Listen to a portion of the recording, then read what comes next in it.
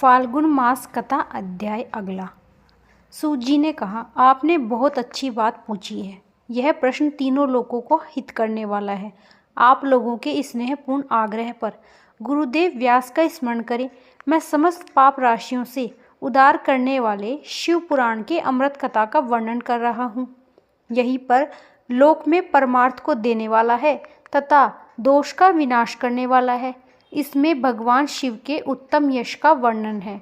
धर्म, अर्थ, काम और मोक्ष आदि पुरुषार्थों को देने वाला पुराण अपने प्रभाव की दृष्टि से वृद्धि तथा विस्तार को प्राप्त होंगे। शिव पुराण के अध्ययन से कलयुग के सभी पापों में लिपट जीव उत्तम गति को प्राप्त होंगे। इसके उदय कलयुग का उत्पाद शांत हो जाएगा। शिव पुराण को वेद तुल्य माना जाएगा। इसका प्रवचन सर्वप्रथम भगवान शिव ने ही किया था। इस पुराण के 12 खंड हैं। यह 12 संहिताएं हैं।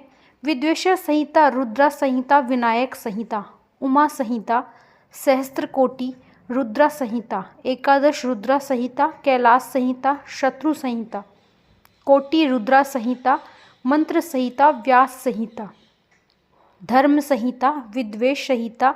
संहिता में 10,000 श्लोक हैं। रुद्रा संहिता, विनायक संहिता, उमा संहिता और मंत्र संहिता प्रत्येक में 8-8 हजार श्लोक हैं। एकादशी रुद्रा संहिता में 13,000, कैलाश संहिता में 6,000, शत्रुघ्न संहिता में 3,000, कोटि रुद्रा संहिता में 9,000, सहस्त्र कोटि रुद्रा संहिता में 11,000, संहिता में 4,000 तथा धर्म संहिता में 12,000 श्लोक हैं।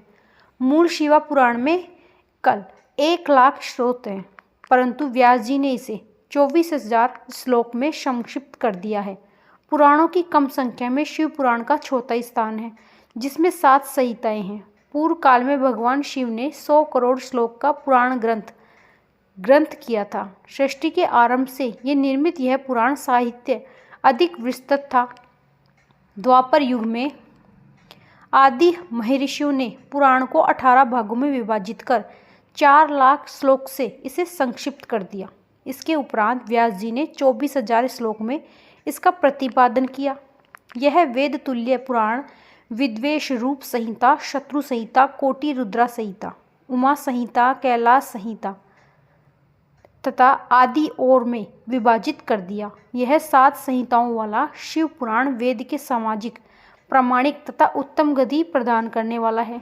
इस निर्मल शिव पुराण की रचना भगवान शिव द्वारा की गई है। इसको संक्षेप में संकट करने के लिए व्यास जी ने इसे लिखा था। इस प्रकार यह सत्पुरुषों को कल्याण प्रदान करने वाली यह तुलना रहित है तथा इसमें वेद प्रतिपादित अद्वैत ज्ञान तथा निष्कपट धर्म का प्रतिपादन है। शिव पुराण श्रेष्ठ मंत्र समूह का संकलन है तथा यह सभी के लिए शिव धाम का प्रताप का साधन है। समस्त पुराणों में श्रेष्ठ शिव पुराण ईर्ष्या रहित अंतकरण वाले विद्वानों के लिए जन कल्याणकारी वास्तु है। इसमें परमात्मा का ज्ञान किया गया तथा इस अमृतम शिव पुराण को आदर्श पढ़ने और सुनने वाला मनुष्य भगवान शिव का प्रिय होकर परम गति को प्राप्त कर लेता है। ओम नमः शिवाय।